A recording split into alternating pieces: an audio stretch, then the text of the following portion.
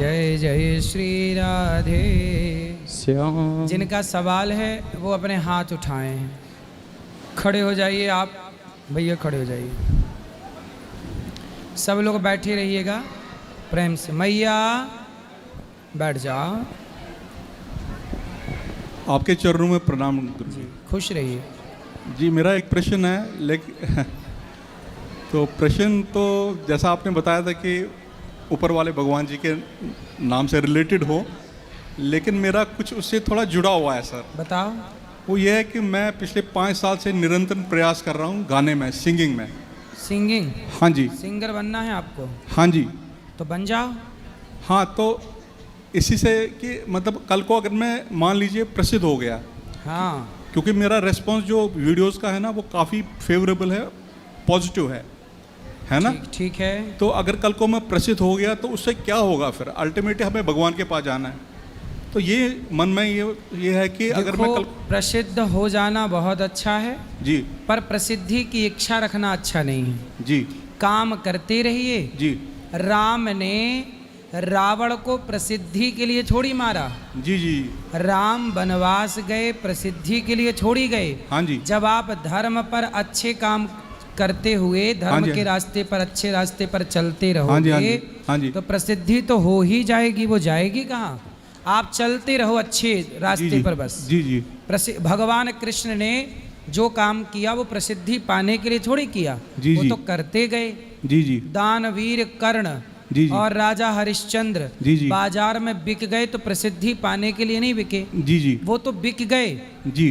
धर्म की रक्षा के लिए कि मैं मरूं तो मरूं, बिकूं तो बिकूं, पर सत्य ना जाए। जी जी। तो बाद में देखो वो ऐसे प्रसिद्ध हुए कि युगों युगों तक हरिश्चंद्र का नाम अमर है। जी, सत्यवादी। जी, जी, आप अच्छे काम करिए। जी जी। प्रसिद्धि को बीच में मत लाइए। आप प्रसिद्ध हो जाएंगे अच्छे करेंगे तो। लता जी गाती रहीं। हाँ बिल्कुल। प्रसिद्धि बाद में उनको मिल गई। बिल्कुल। प्रसिद्धि के लिए नहीं गाया जी।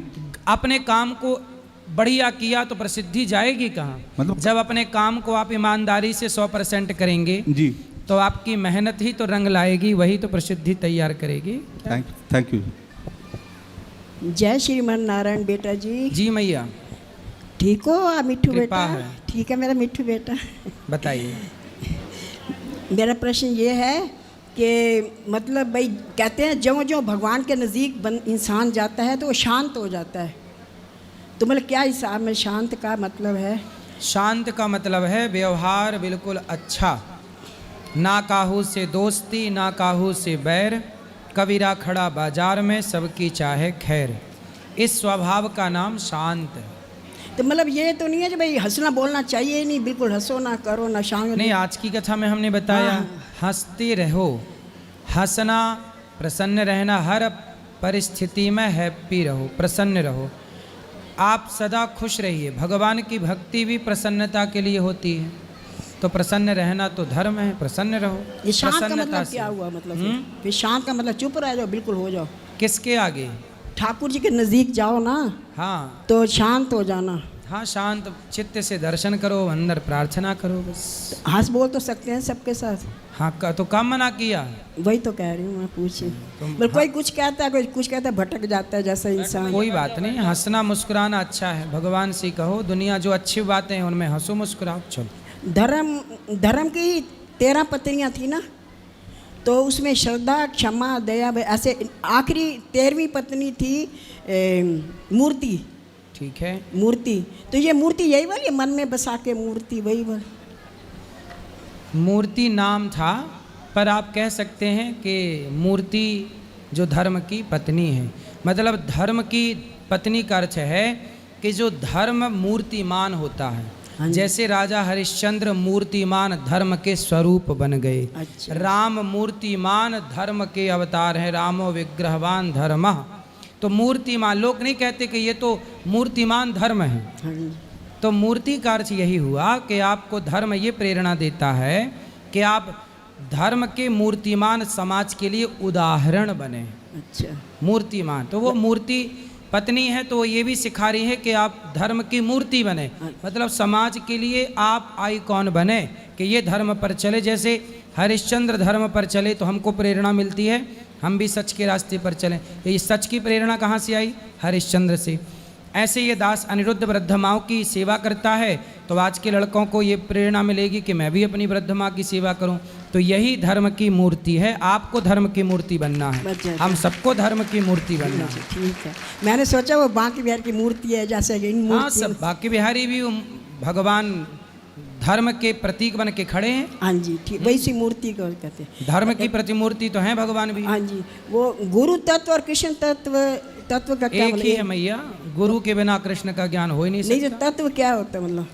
24 तत्व होते हैं। कृष्णात् परम किमपि तत्वम हम न जाने, कृष्ण को ही तत्व कहते हैं। हाँ जी। जैसे तत्व क्या है? पंच तत्व, पृथ्वी जल वायु अग्नि आकाश, ये भी एक तत्व है।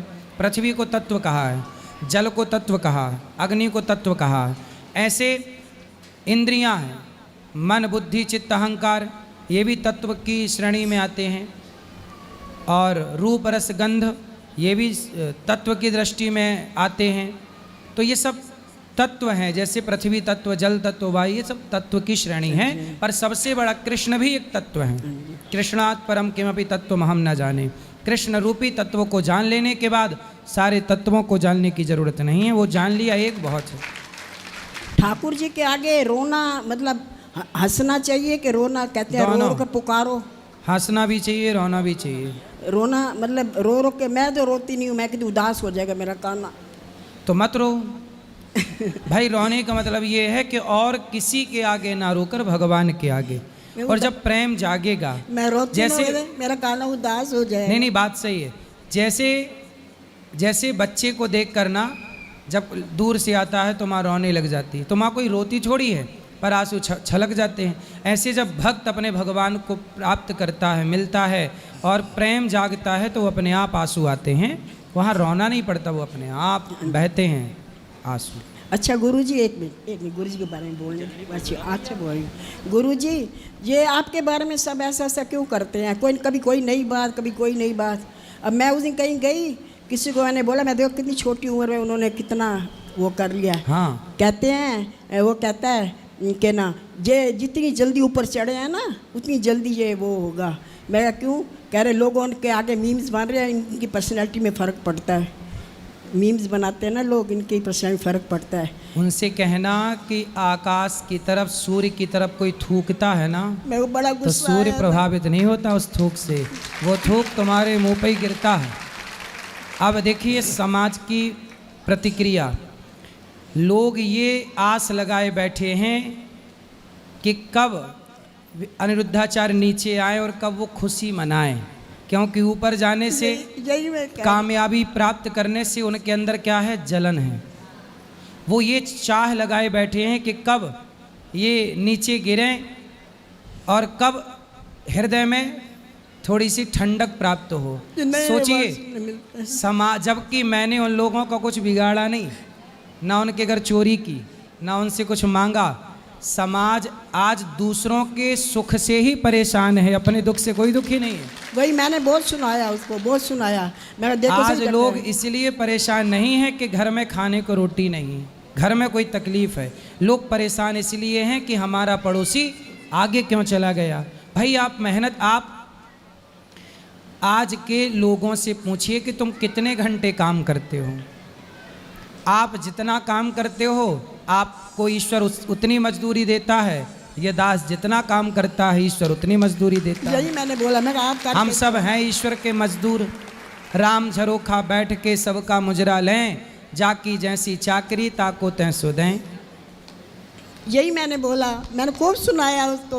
मैं कहा जाके जाओ, मैं 3-4 बार पूरी कथा सुन के आती हूँ, वहाँ बैठी रहती हूँ, देखती सारा दिन सेवा करते, कलाम नहीं करते बिल्कुल जी, बहुत सुनाया मैंने उनको। आप जैसी माएँ हैं सुनाने के लिए तो हमें ज़रूरत ही नहीं पड़ती। आप लोग ही मोर्चा संभाल लेते हैं। मैं कहा वो कह रहे बिग बॉस में गए उधर, मैं बिग बॉस में गए, बिग बॉस वाली आई थी यहाँ पे खुद अंदर जो काम करती, टीवी वाली उनसे actress बोल आई। देते तुम भी चले जाओ, कौन तुम्हारी हाथ पकड़ा, तुम्हारे चौदह अकबर वाली पिता का है आई तुम्हारा। थी, न्यूज़ वाली आई थी, बॉम्बे वाली आई थी, सब यहीं पे फिर वापस आते हैं, यहीं वापस आते हैं। कितना वो काम उनसे करते हैं, बोल सारा दो दिन सेवा बेचारे, करते हैं। देखो मैया क्या करें, खिसियानी बिल्ली क्या करे, खंबा नोचे।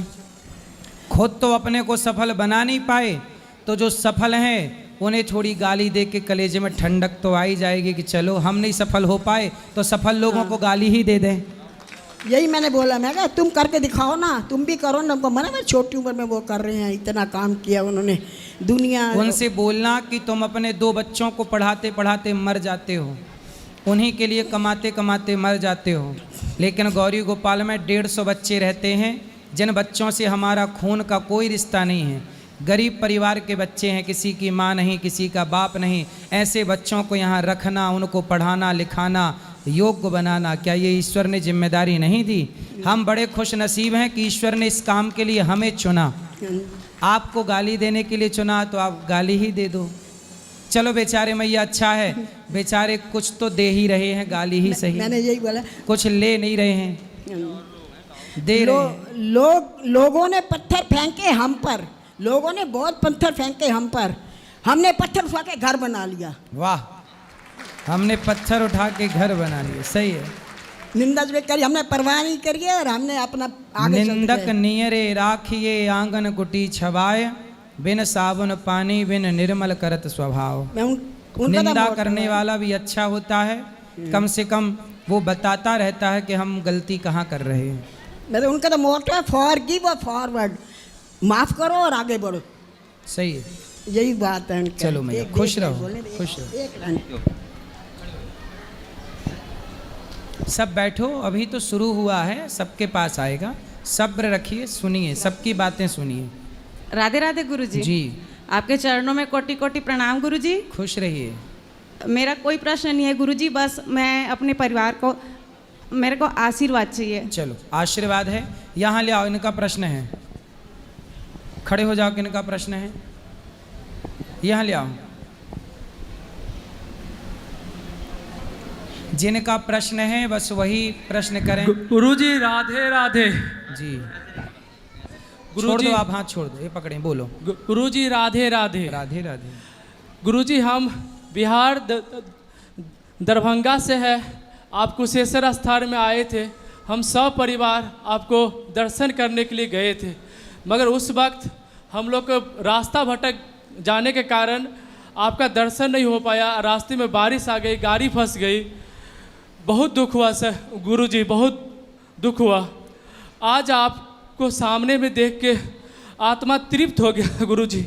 आपके अंदर लग रहा कि साक्षात प्रभु जी बैठे हुए सामने में गुरुजी, साक्षात प्रभु जी बैठे हैं गुरुजी। आपको आपका दर्शन करके गुरुजी लग रहा कि पूरा मन हल्का हो गया गुरुजी, पूरा मन तृप्त हो गया गुरुजी। खुश हाँ, रहिए। ऐसे आप अपना आशीर्वाद बनाए रखें, अपना आशीर्वाद बनाए रखें। हर एक बार वृंदावन आए और आपका दर्शन करे गुरुजी, यही प्रश्न है गुरुजी। खुश रहिए, आते अपना रहिए। आशीर्वाद अपना बिहारी आशीर्वाद जी आपको बनाए बुलाते रखें गुरुजी। रहें। चलो जी, ठीक है। क्या नाम है मैया का? है मीना। मीना मैया फरीदाबाद से कितनी 11,000 रुपये की सेवा संतों के भोजन के लिए कर रही हैं। फिर काय के लिए? स्कूल का। वाह, गौरी गोपाल जो स्कूल बनने जा रहा है CBSE बोर्ड का, वो बच्चों को निःशुल्क शिक्षा प्रदान करेगा। वो इस स्कूल के लिए मैया ने 11,000 का सहयोग किया और साथ में एक स्माइली दी है। स्माइल करते रहिए, बोलिए। जय श्रीमन नारायण प्रभु जी, आपके श्री चरणों में नारायण दास का कोटि कोटि प्रणाम। जी प्रभु, नाथ सकल संपदा तुम्हारी, मैं सेवक समेत सुतनारी।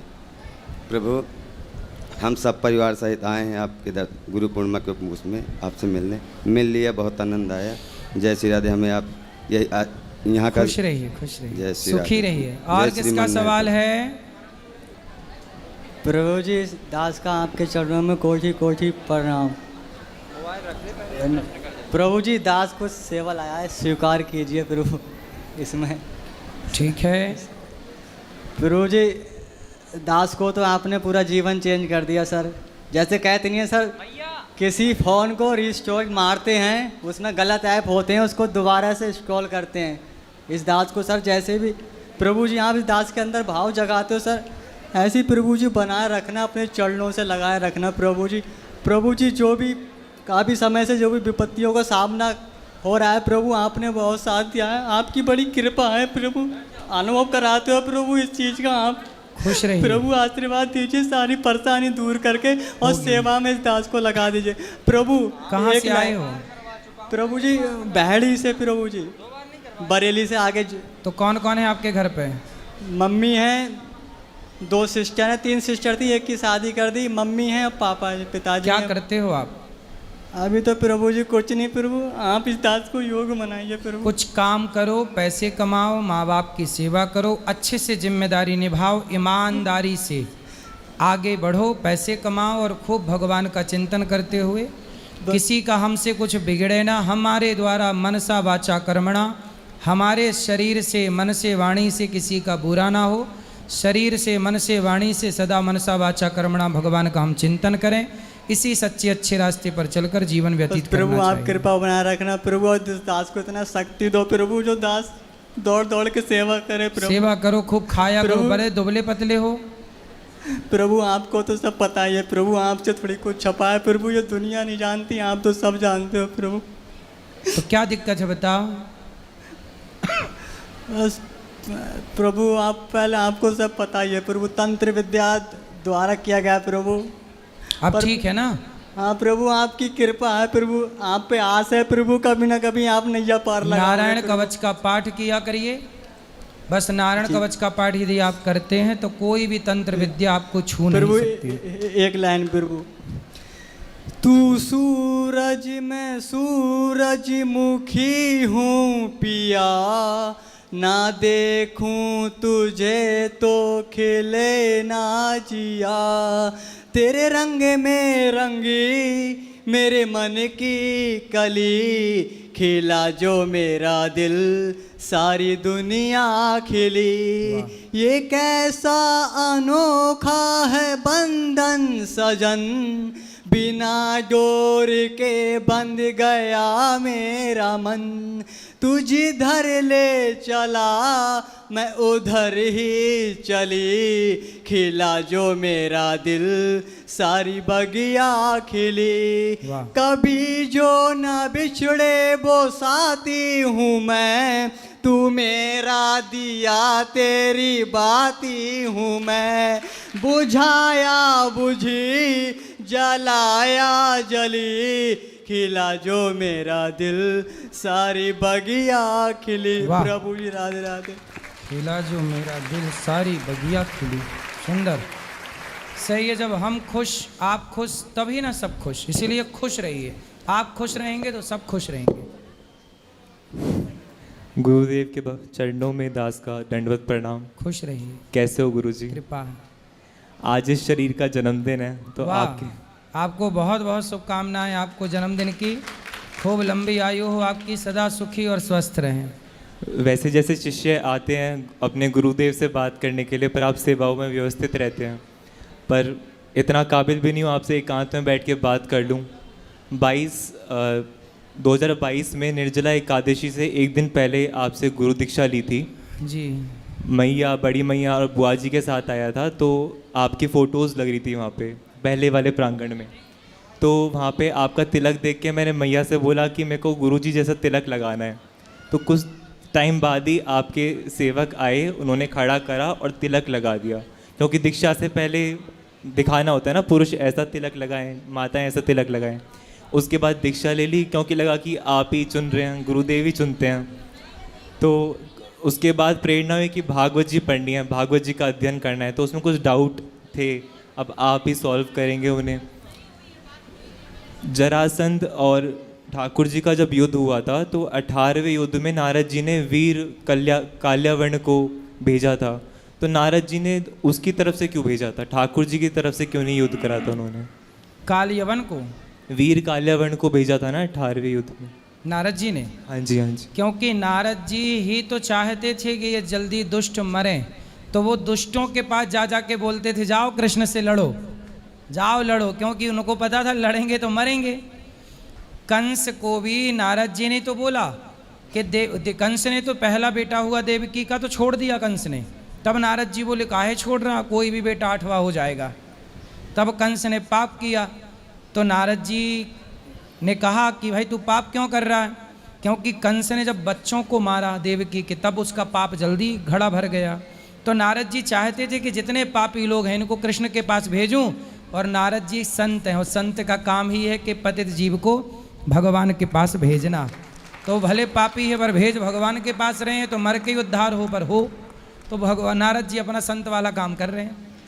और बलराम जी ने सूत जी का वध करा था, ये पता है कि कुछ शिक्षा देने के लिए ही करा था, पर क्यों करा था? उन्हें तो सब पता था ना सूत जी कितने उच्च लेवल के संत हैं, पर फिर भी वध करा।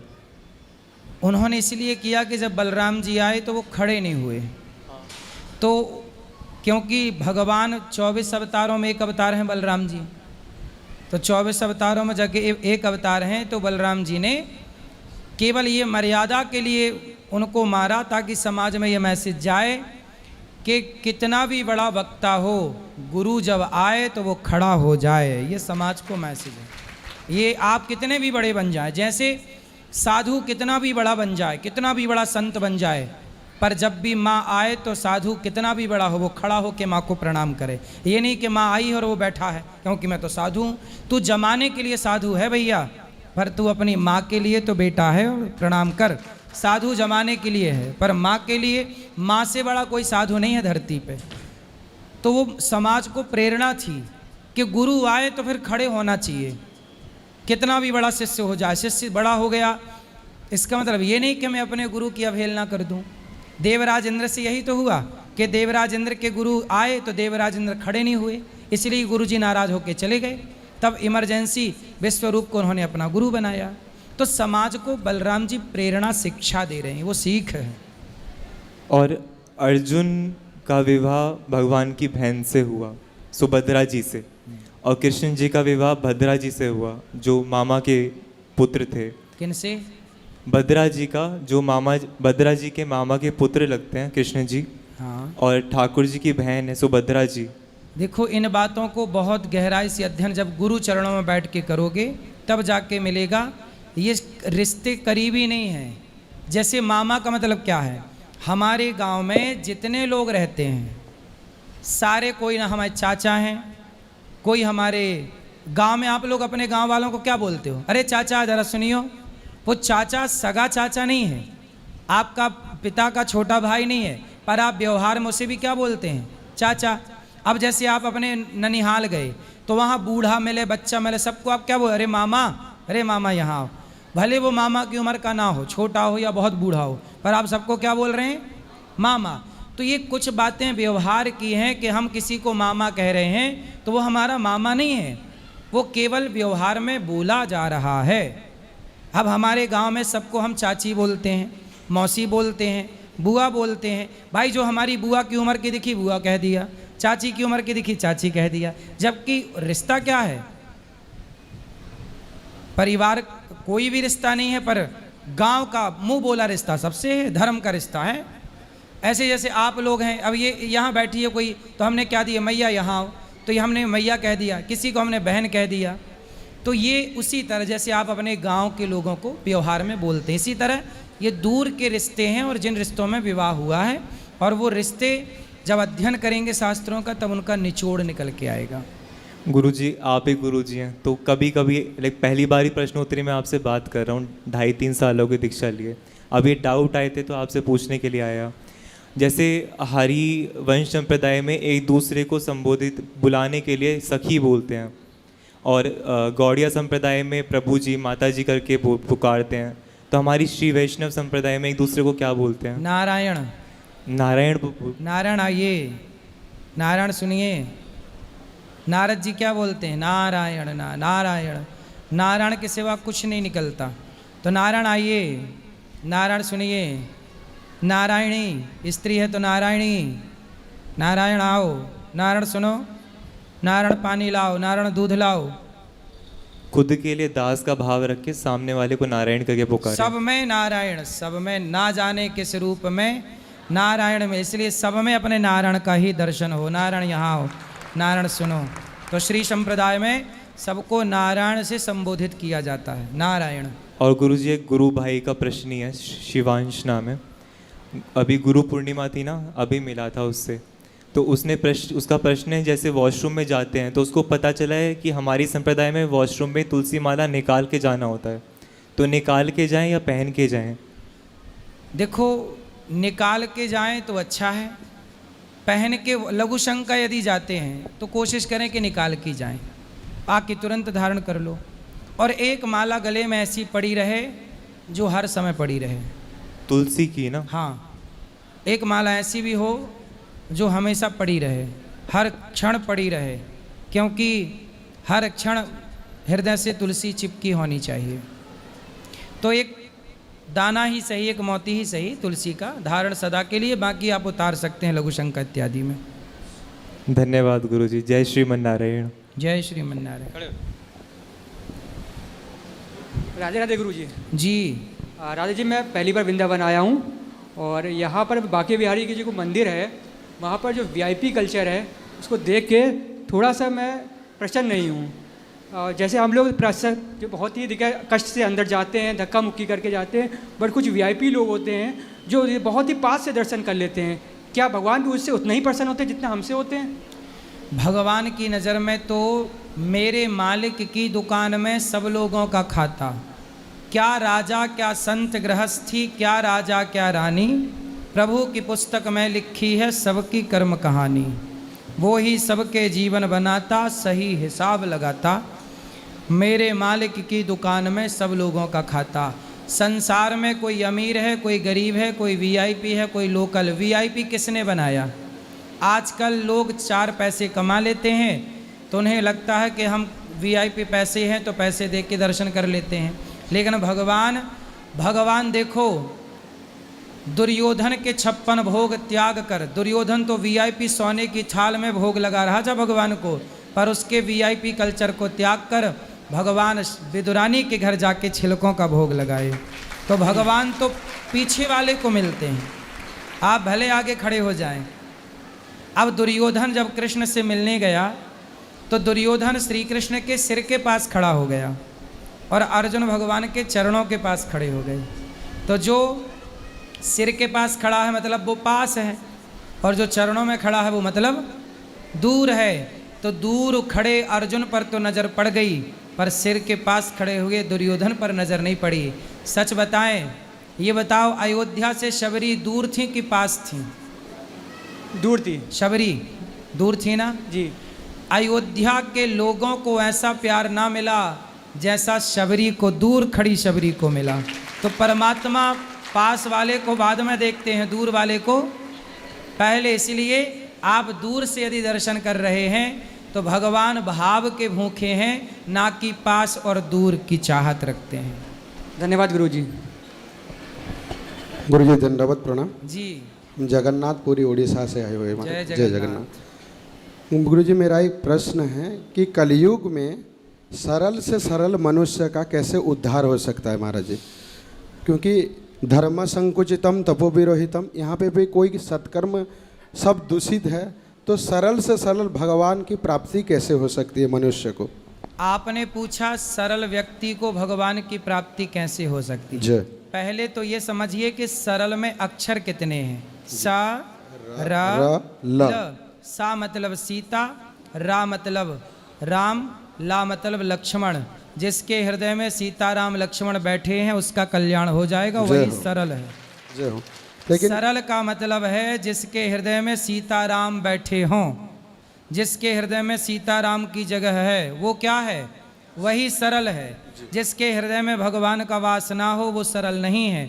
और जब भगवान बैठ जाएं आपके भीतर में तो बस आपका कल्याण हो जाएगा, सीधा सीधा। इस कलयुग में महाराज जी मतलब जल्दी भगवत प्राप्ति कैसे हो? कलयुग में रह करके सरल बन जाइए, सरल बन सीधा। जो व्यक्ति ज़्यादा होशियार है जी, उसे भगवान नहीं मिलते जी। अब देखो, शबरी माता होशियार थी कि सीधी साधी सरल सच्ची थी? सरल थी महाराज। सबरी कब काशी को धाई, कब पढ़े आई गीता, सांचे मन के मीता, रघुवर सांचे मन के मीता। शबरी जैसी सरलता हो जी, जटायु जैसी सरलता हो, है ना? जब सरलता होगी विदुरानी जैसी तो भगवान के पास जाना नहीं पड़ेगा, सरलता होगी केवट जैसी तो खुद दर्शन देने भगवान आएंगे। जी तो भगवान मिलते हैं उस प्रेम की सरलता से, इसलिए ज़्यादा कपट ना हो, सरल भाव। मैं बिल्कुल कुछ नहीं, अज्ञानी की ज्ञानी बनना और अज्ञानी बनना, कोशिश करिए कि जानो सब पर समाज में ऐसे रहो कि कुछ नहीं जानते। जड़ भरत जानते सब थे जी परंतु अज्ञानियों की तरह रहते। तो आप जितने होशियार बनेंगे उतने ईश्वर से दूर। होशियार का मतलब है होशियारी, होशियारी मतलब छल कपट। लोग नहीं अच्छा ज़्यादा होशियार बन रहे हो मतलब कपट कर रहे हो, छल कर रहे हो, चोरी इत्यादि को होशियारी कहते हैं। बिल्कुल सरलता, सीधी सीधी बात। जैसे ये दास अनिरुद्ध आपको सीधी बात कहता है, जी मैं महाराज। सीधी समझता हूँ, सीधी समझाता हूँ, मैं टेढ़ी बातें नहीं करता। तो सरल, जहाँ सरलता है वहाँ परमात्मा है, जहाँ मन में छल कपट है वहाँ से ईश्वर भाग जाते हैं।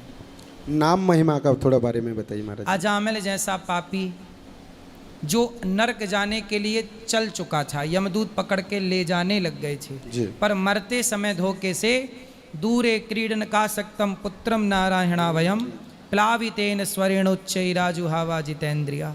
बेटा नारायण, बस नारायण मुख से धोखे से निकला, जान कर नहीं। एक नाम लिया तो भगवान ने पार्षदों से कहा जाओ कोई भक्त पुकार रहा है। पार्षदों ने कहा वो अपने बेटे को पुकार रहा है। भगवान ने कहा बेटे का नाम तो 5 साल से है, मेरा नाम नारायण तो अनादिकाल से है, इसलिए मुझे ही पुकार रहा है वो, इसलिए जाओ और उसका कल्याण हो गया नाम के प्रभाव से। इसलिए कलयुग केवल नाम आधारा, सुमरि सुमरि नर उतरहि पारा। कृते यध्यायते विष्णुम त्रेतायाम यजतो मखई द्वापरे परिचर्यायाम कलौ केशव कीर्तनात्। सतयुग त्रेता द्वापर में जो गति यज्ञ जप तप करने से मिलती थी, कलयुग में केवल सच्चे मन से भगवान का जाप करने से मिल जाती है। नाम काम करते रहो, नाम श्रीमन्नारायण श्रीमन्नारायण, हर क्षण श्रीमन्नारायण, एक पल के लिए ना जाए हृदय से श्रीमन्नारायण, भगवान ही काम आएंगे। देखो अहमदाबाद में प्लेन हादसा हुआ, बच्चे बूढ़े सब जल गए जिंदा, सबकी दर्दनाक मृत्यु हो गई, सारे लोग मारे गए। लेकिन उन्होंने जीवन में जो पुण्य किया होगा, मरने वालों ने जो भगवान का नाम जपा होगा, जो भला करके समाज के लोगों के साथ किसी को रोटी खिलाई होगी, किसी के प्रति दया का भाव रखा होगा, जो पुण्य किया होगा, क्या वो पुण्य भी उस आग में जल के राख हो गया होगा? नहीं महाराज। आदमी जलता है, आग केवल शरीर को जलाती है, आग संसार के पद पदार्थ जला सकती है, पर आग में इतनी ताकत नहीं कि जो मैंने नाम जप का पुण्य पाया है, सेवा का पुण्य कमाया, उस पुण्य को भी आग जला सके। धरती में ऐसी कोई आग नहीं है जो पुण्य को जला सके। इसलिए मीराबाई कहती हैं, पायो जी मैंने राम रतन धन पायो, मेरे पास ऐसा धन है कि चोर चुरा नहीं सकता, डाकू लूट नहीं सकता और आग जला नहीं सकती। ये धन है राम नाम का। बहुत बहुत इसलिए खूब धन्यवाद। नाम जप करिए। जय जय श्री राधे। राधे राधे गुरुजी। जी गुरुजी, मेरा प्रश्न ये है कि भगवान श्री कृष्ण ने मथुरा वृंदावन धरा को ही क्यों चुना अपने अवतार के लिए? आप क्या चाहते हैं, कहाँ अवतार लेते हैं? आपके हिसाब से कहाँ लेना चाहिए? मेरे हिसाब से तो कहीं पर भी लेना चाहिए, लेकिन उन्होंने क्यों चुना इस धरे तो को? कहीं पर भी लेते तो भी आप तो यही सवाल करते कि वहाँ क्यों लिया अवतार। जैसे कानपुर में अवतार ले लेते तो आप ये पूछते कानपुर में अवतार क्यों लिया। पंजाब में अवतार लेते तो आप पूछते पंजाब में अवतार क्यों लिया।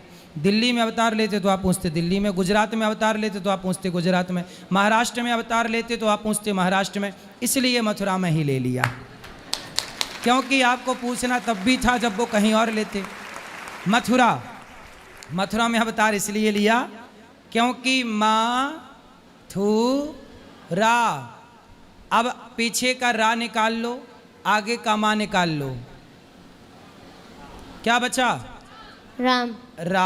मथुरा, रा पीछे का निकालो, आगे का माँ, हो गया राम। बोलो वो क्या बन गया? राम। अब बीच में क्या बचा? थू। जो राम नाम नहीं जपता उसके जीवन को थू, जो राम नाम नहीं जपते उनके जीवन को थू। उन्हीं को मारने के लिए भगवान इसलिए मथुरा में अवतार लिए, क्योंकि कंस मथुरा में था। भगवान का अवतार क्यों मथुरा में हुआ? क्योंकि पापी कंस कहाँ था? मथुरा में। तो मथुरा में रह के वो राम राम नहीं जपता था, इसलिए कंस के जीवन को थू। इसलिए पापी कंस मथुरा में था, इसलिए मथुरा के कंस को, जो मथुरा में था उस कंस को मारने के लिए भगवान को मथुरा में आना पड़ा। इसलिए अवतार मथुरा में लिया, क्योंकि पापी कंस यहीं था। तो जहाँ पापी होगा मारने वहीं तो जाना पड़ेगा। हाँ। अब समझ में आई? हाँ। क्या समझ में आई? जो जहाँ पर राम का नाम नहीं लेगा वहीं पर अवतार होगा। हाँ, पापियों के लिए तो यदा यदा ही धर्मस्य ग्लानिर्भवति भारत अभ्युत्थानम धर्मस्य तदात्मानं सृजाम्यहम्। जब जब हो ये धर्म की हानि, जहाँ जहाँ हो ये धर्म की हानि, जब जब धर्म की जहाँ जहाँ हानि होती है, तब तब वहाँ वहाँ अवतार लेके भगवान अपने भक्तों की रक्षा करते हैं। जय श्रीमान नारायण गुरु जी। जी, आपको आज्ञा हो तो बोलूं? हैं? बिना आपके आज्ञा से मैं कुछ नहीं बोल सकता। आज्ञा है। थोड़ा लंबा चौड़ा कहानी है गुरुदेव, जन्म से लेकर अभी तक का, लेकिन और रामायण शास्त्र से जुड़ा हुआ है कष्ट। बोलो बोलो।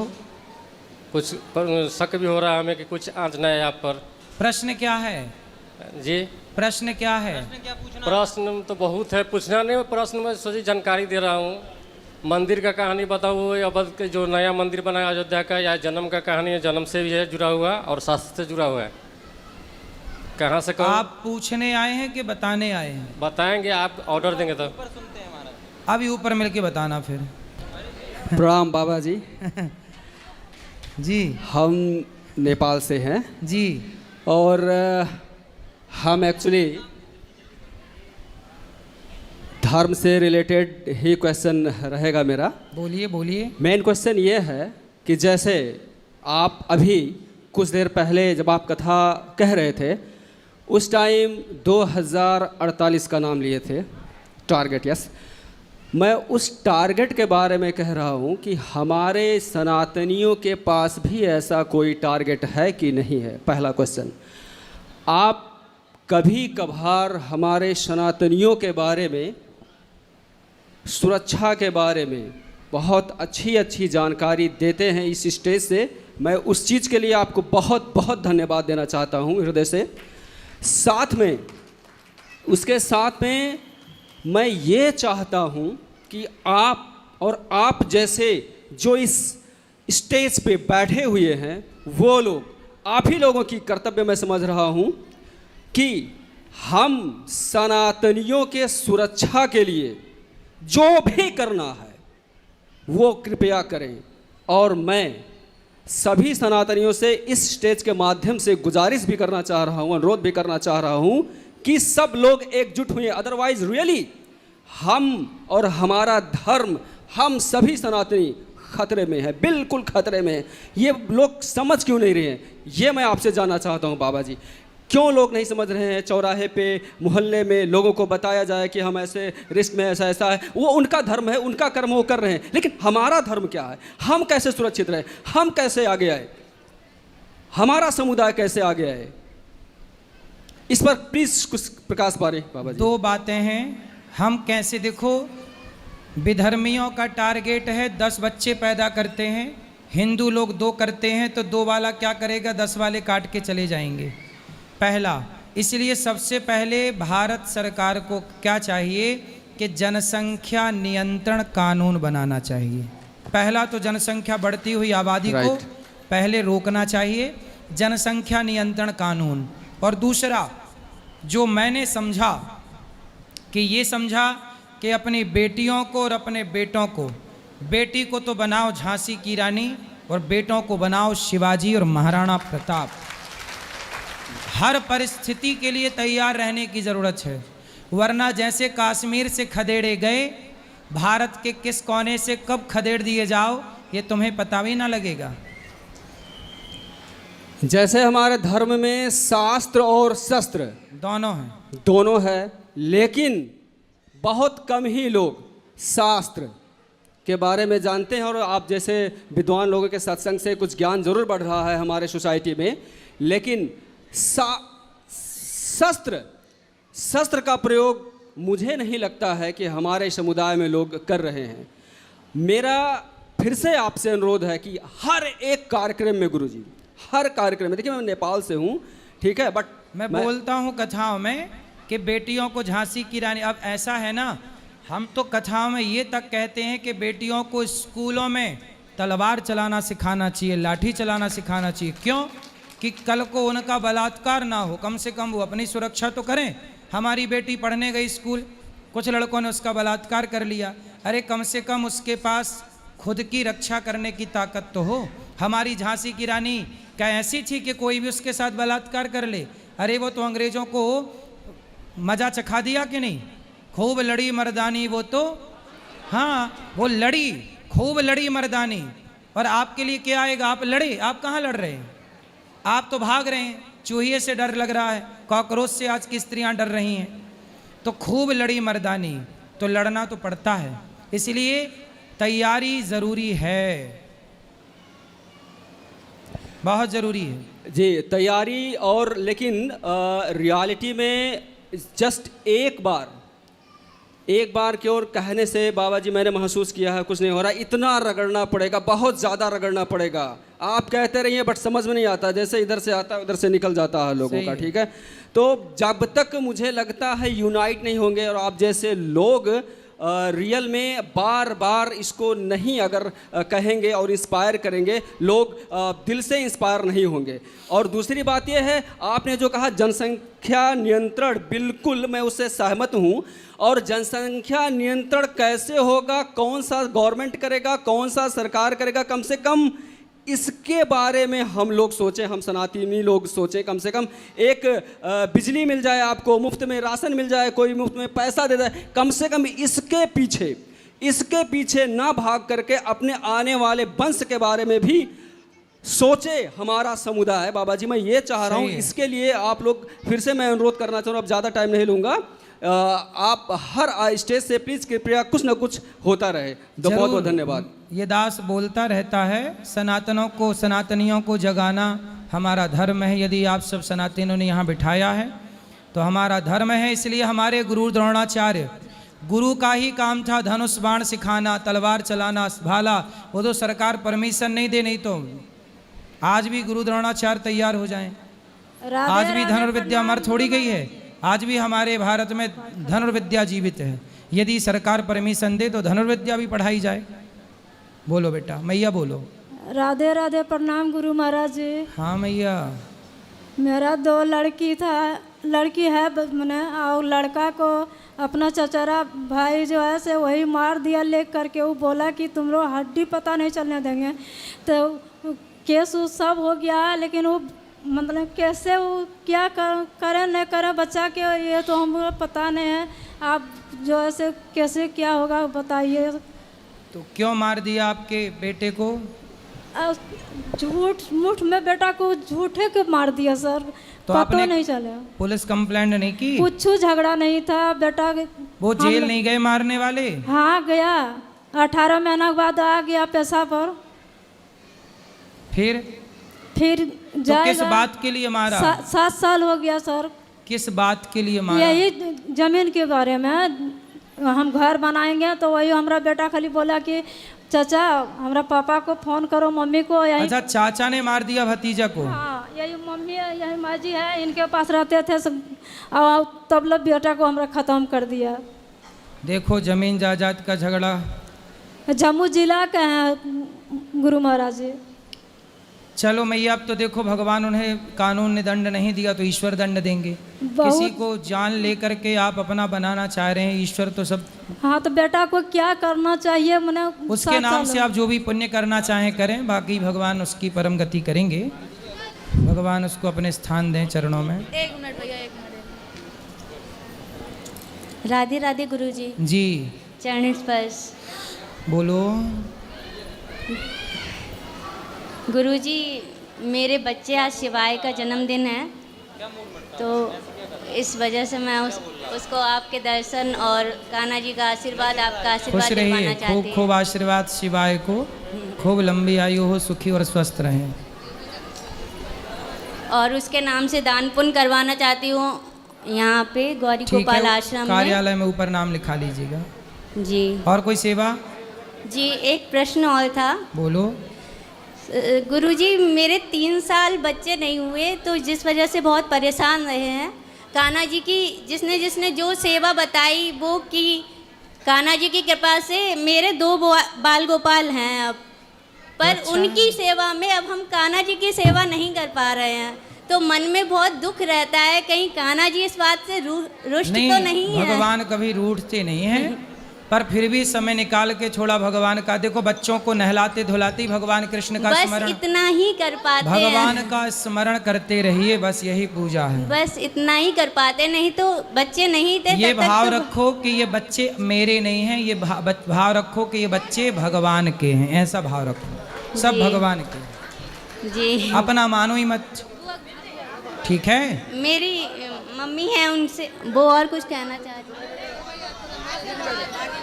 बच्चे को आशीर्वाद दिलवाना चाहती। गुरुजी राधे राधे जी। गुरुजी मेरे 2 प्रश्न हैं। बोलो। पहला तो ये है गुरुजी, जैसे पत्नी ने आपको गुरु बनाया, ठीक है, तो पति का गुरु बनाना, गुरु वही बनाना चाहिए। एक से विचार रखने हैं घर परिवार में तो गुरु एक हो तो ज़्यादा अच्छे हैं। जी गुरुजी। गुरुजी दूसरा प्रश्न ये है मेरा, मैंने बचपन से शिव जी को माना है। हैं? शिव जी को, शंकर जी को। शंकर जी को, सही है। उनका अभिषेक करता था मैं। सही है। तो एक दिन मन में ये विचार आया कि सब लोग गुरु बना रहे हैं, तो मैं किसको गुरु बनाऊं? अब मैं आपको ही गुरु मानता हूं, तो मुझे कोई मंत्र या नाम जाप दीजिए, जिसको मंत्र को मैं जाप कर सकूं या नाम जप कर सकूं। कल सुबह 8 बजे देंगे। नहीं सुनिए ना गुरुजी, अच्छा। एक सेकंड। तो एक दिन मैं अभिषेक कर रहा था, आरती पूजा की, उसके बाद मैंने मन में ये शिव जी से बोला कि आज मेरे मुख से जो पहला नाम निकला उसका मैं जाप करूंगा, जो मंत्र मेरे जहन में आया दिमाग में उसका जाप करूंगा।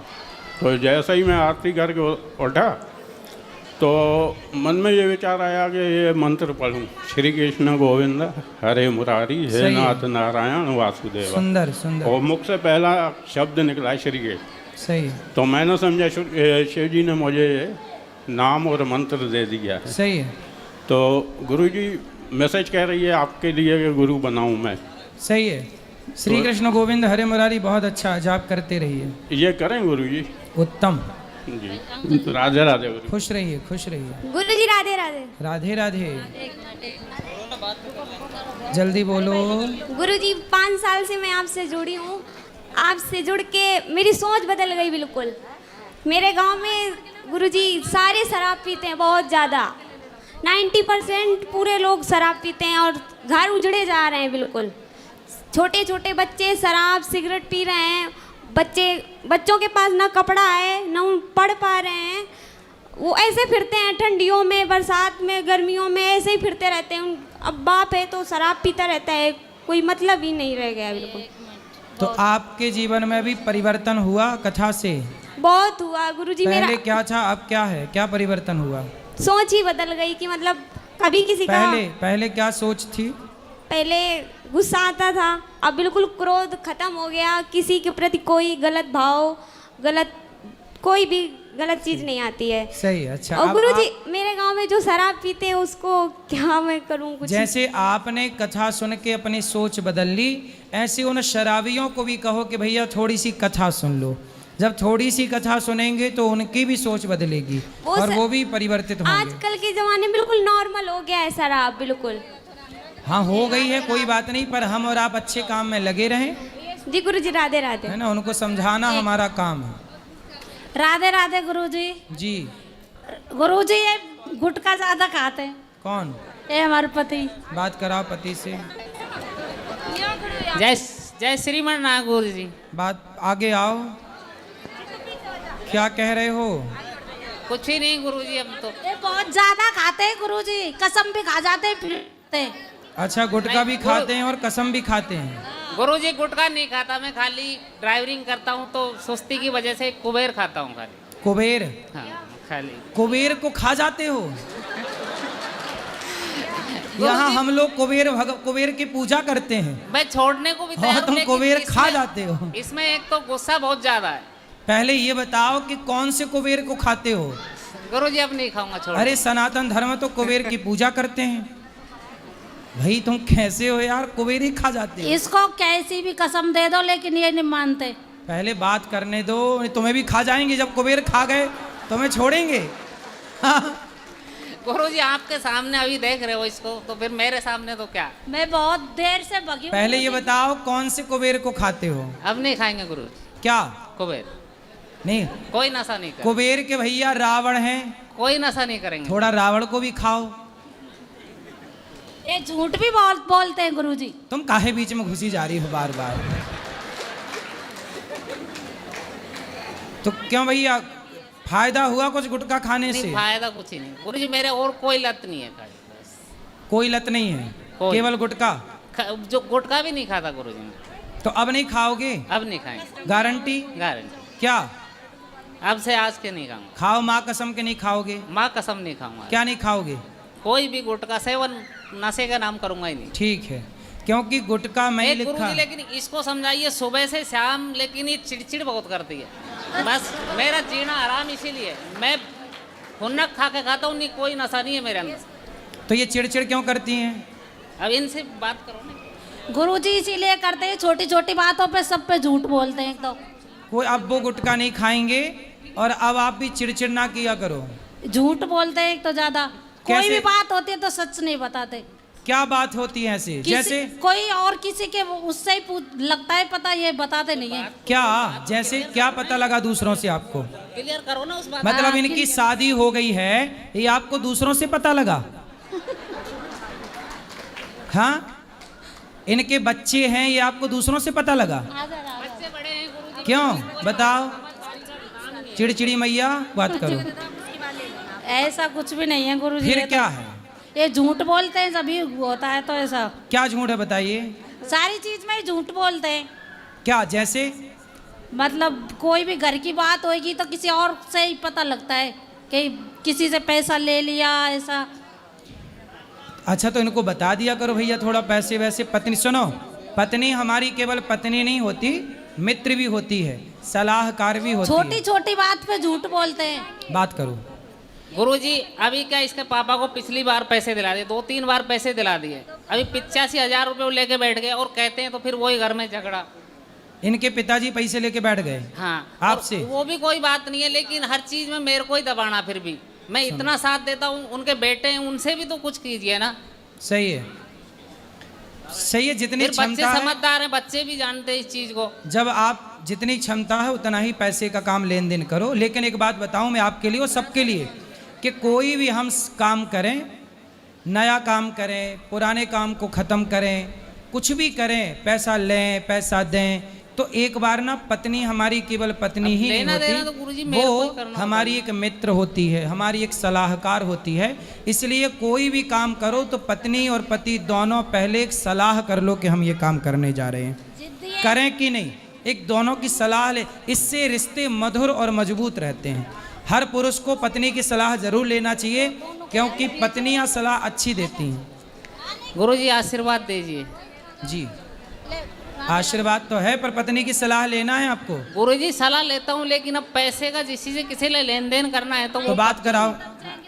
तो आप क्या चाहती हो कि आपके पति ऐसा कुछ भी नहीं है, पैसे बांटते रहे? नहीं नहीं, ऐसा कुछ भी नहीं है। फिर तुम झूठ बोल रहे हो ऐसे ही। क्या? और क्या? क्या झूठ बोल रहे हैं? ऐसा कुछ भी नहीं है गुरुजी। कैसा? ये बोल रहे हैं जैसा कि सर गुरुजी पैसे रखता है, जबकि मैं कोई पर्स वर्स जेब में नहीं रखता, सब घर ही पटकता हूँ घर आने के बाद। सारा पैसा इनको ही देते हो? हाँ, पैसे भी घर पे देता हूँ। तो ये क्या करती हैं पैसे का? और ठाकुर जी की अच्छी कृपा हुई है गुरुजी, ऐसी कोई बात नहीं है, मकान वकान सब अच्छा बनाया है जयपुर में। पैसा का मैं क्या करती हूँ बताओ? तो वही तो बात है। अरे तो आप रखना संभाल के, अच्छा पति है आपका, इतना अच्छा पति पाके भी शिकायतें देखो हैं। मैं क्या करूँ पैसा का? है ये तो बताओ ना, मैं पैसा का क्या करूँ? मुझ में कोई भी ऐसी नहीं है गुरुजी। कपड़ा भी मैं अपने पीआर वाले देते हैं वही पहनती हूँ, और कोई भी कपड़ा जाता वही पहनती हूँ। ऐसे नहीं कि राधे राधे। अब लड़ाई ना करना, नहीं लड़ने लग जाओ घर जाके। महाराज जी हैं? राधे राधे महाराज जी। जी महाराज जी, मैं कैंसर पीड़ित हूँ और गुटखा खाने से कैंसर हुआ है, इसलिए आपके यहाँ आया हूँ कि सबको संदेश दे दो कि गुटखा नहीं खाएं। तो आप गुटखा खा, कौन सा गुटखा खाते थे? मामा गुटखा खाता था मैं। हैं? मामा गुटखा। मामा? हाँ। मामा भी गुटखा है? हाँ, आता है साहब मामा गुटखा, वो खाता था और उससे कैंसर हो गया है। आपको? हाँ। तो ये बताओ कि सारे गुटखा खाने से कैंसर होता है कि केवल? सभी से होता है महाराज जी। सबसे होता है? हाँ। और मेरी कौन से गुटखे से कैंसर होता है आप बताओ?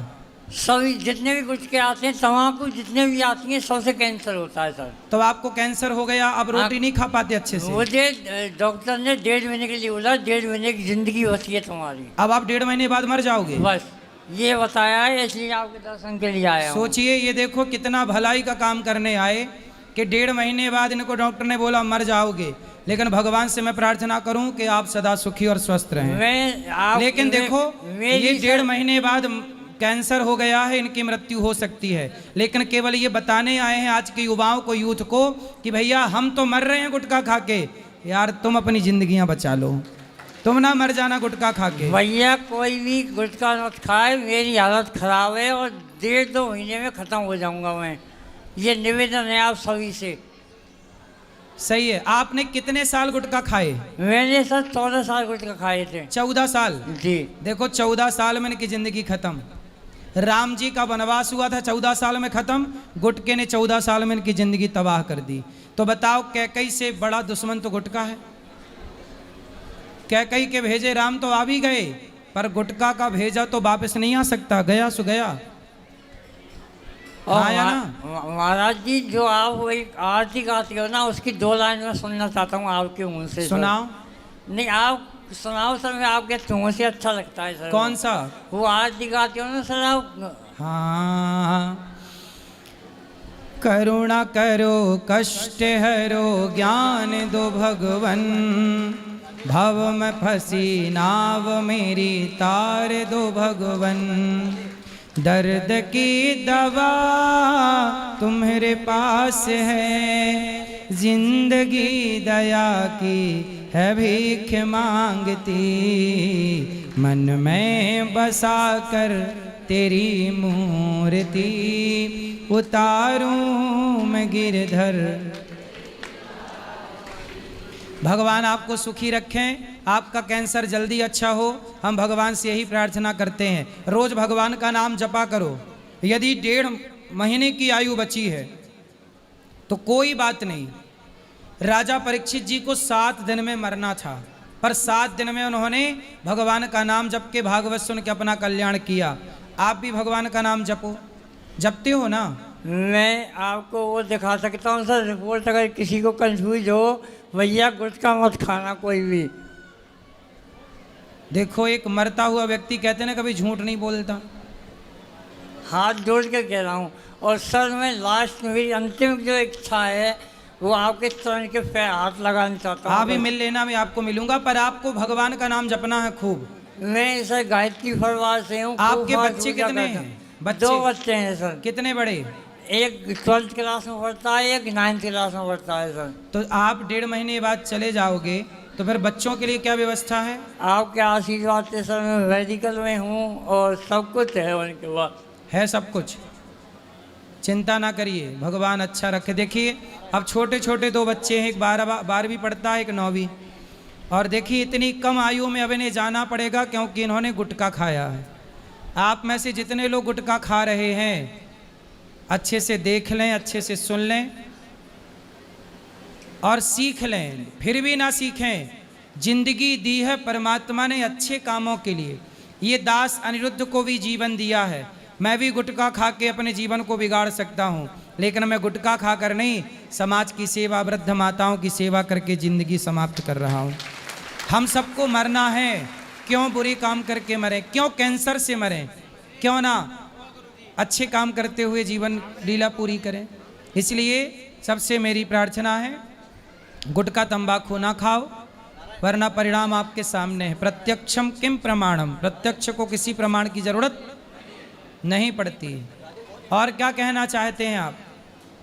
और कुछ नहीं महाराज जी। आप भगवान का नाम जपना पर बोलो श्रीमन नारायण नारायण श्रीमन नारायण श्रीमन नारायण। बस यही जपना, श्रीमन नारायण श्रीमन। मैं महाराज जी गायत्री परिवार से हूँ, 4 माला सुबह डेली करता हूँ। सही है, पर श्रीमन नारायण का भी नाम जपना, ठीक है।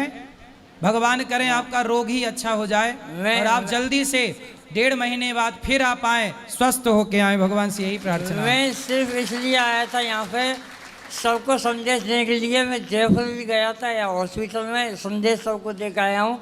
कोई भैया गुटखा नहीं खाए, निवेदन है आपसे हाथ जोड़ के। तो ये आपको कैंसर कहाँ हुआ? भोजन आप कैसे करते हो? मैं सर दलिया पीता हूँ, बस भोजन नहीं करता। दलिया पीते हो बस? और रोटी नहीं खा पाते, चावल नहीं खा पाते, और पानी? पानी तो पी लेता हूँ। पानी पी लेते हो? हाँ। और दलिया खा लेते हो? हाँ। तो आपकी पत्नी है? हाँ है ना सर, MBA है, अच्छी पढ़ी लिखी है सर।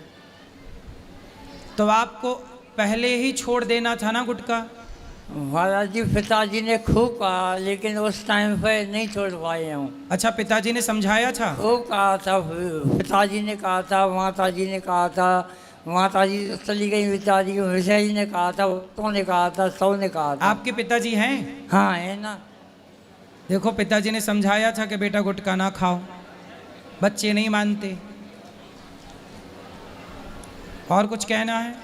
कुछ नहीं कहना, एक बार पिताजी से आवाज़ व्यक्त कर दो। दुलीचंद लवानिया नाम है उनका। क्या कहना है? बस मैंने उनको बता नहीं रखा है। हैं?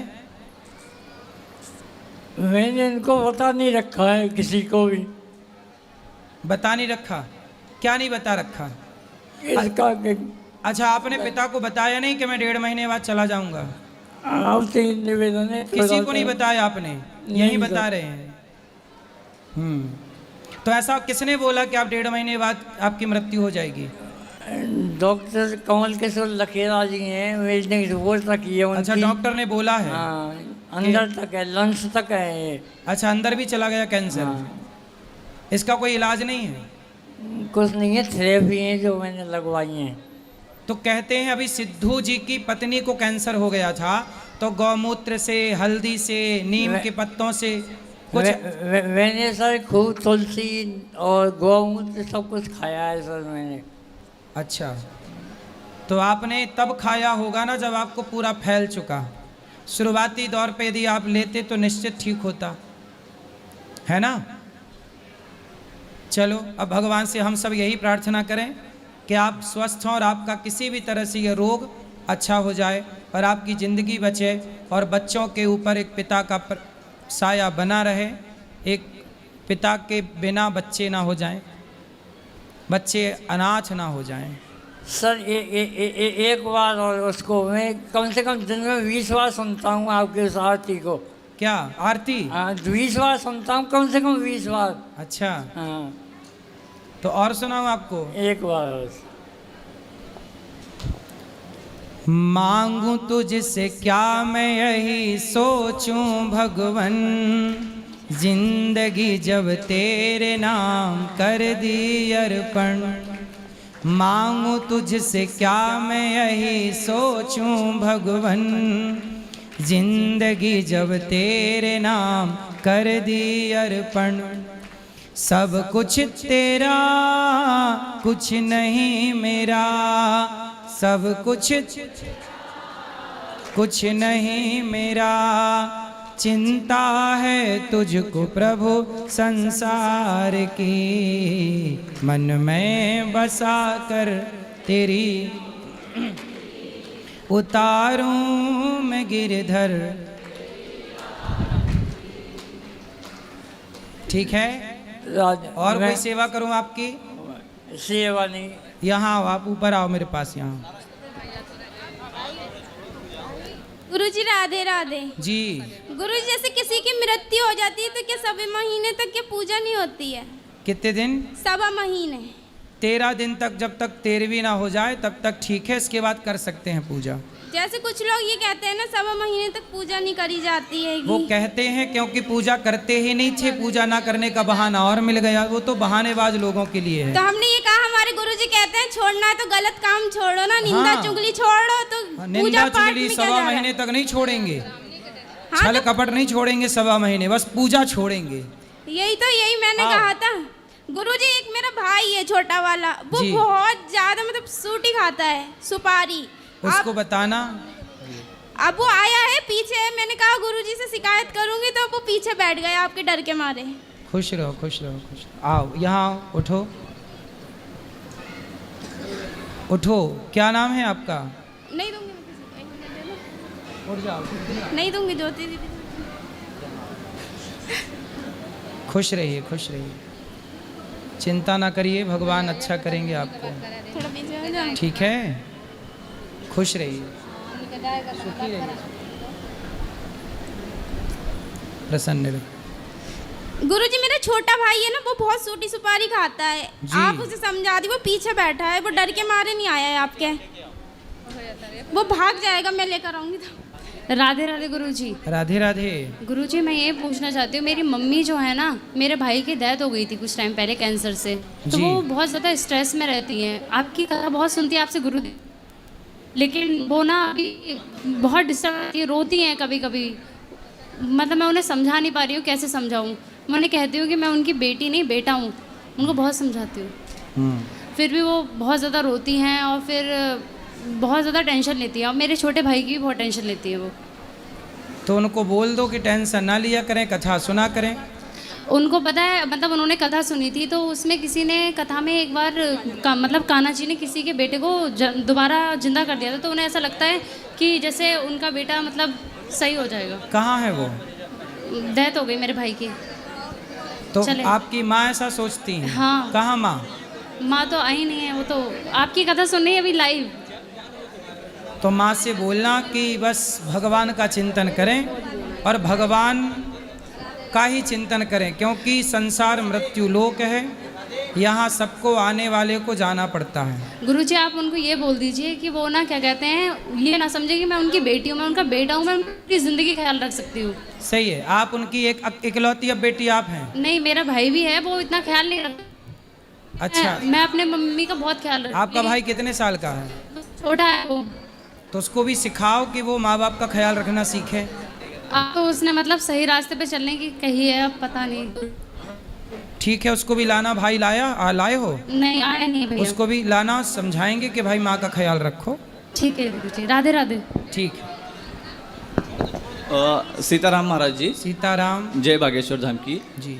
मैं मथुरा आया था, तो मैं जब भी मथुरा आता हूँ तो जो परिक्रमा मार्ग है, प्रेमानंद महाराज जी जो परिक्रमा से निकलते, उसके सामने ये मदिरा का एक दुकान है, यानी यहाँ पे बहुत सारे मांस मदिरा के है, तो ये कब बंद होंगे, मुझे ये पूछना था। हैं?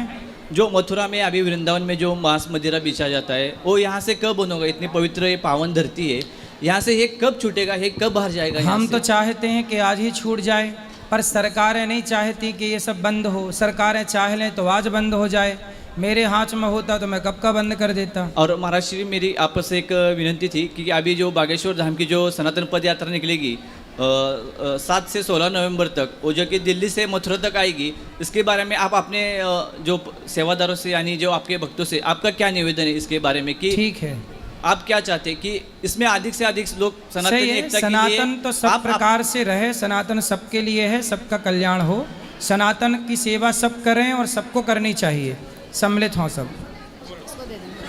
गुरुजी राधे राधे। जी।